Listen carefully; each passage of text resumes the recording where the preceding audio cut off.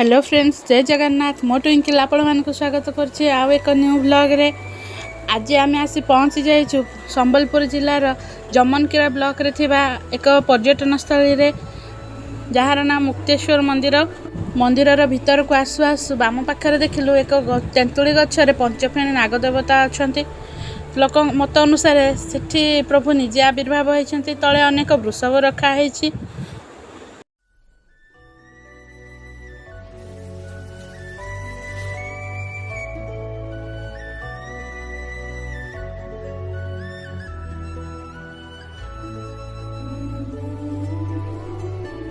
नागदेवता पाखे दीप लगे पूजा सारी आम सीधा आसी पहुँचलु मंदिर गर्भगृह। एठी आसी देख गोटे जिनस देखि आश्चर्य हेलु। सबुठी प्रभु भक्तों आड़ को मुह करके बसता, किंतु एठी प्रभु पूर्व दिग को मुह करके अछंती।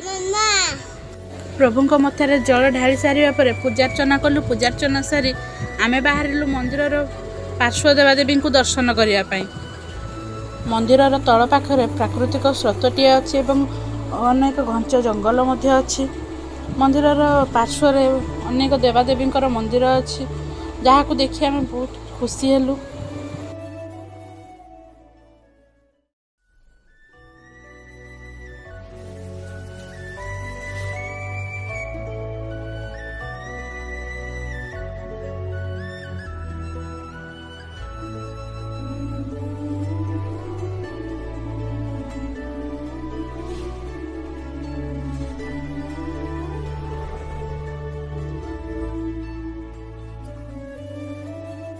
एही मंदिर रे अनेक पर्वपर्वाणी अनुष्ठित हुए, किंतु सबुठु आकर्षणीय है बाबांकर शीतल षष्ठी पर्व।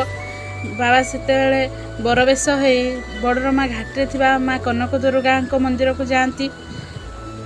एही मंदिर रे अनेक पुरातन कारुकार्य देखा मिले। आपण मैंने आसतु, एठी बुलाबुली करंतु, प्राकृतिक सौंदर्यर मजा नियंतु। वीडियोटी जदि आपण मानकु भल लागि थाए लाइक करंतु, शेयर करंतु, आ मो यूट्यूब चैनल को सब्सक्राइब करंतु। रहिली, नमस्कार, जय जगन्नाथ।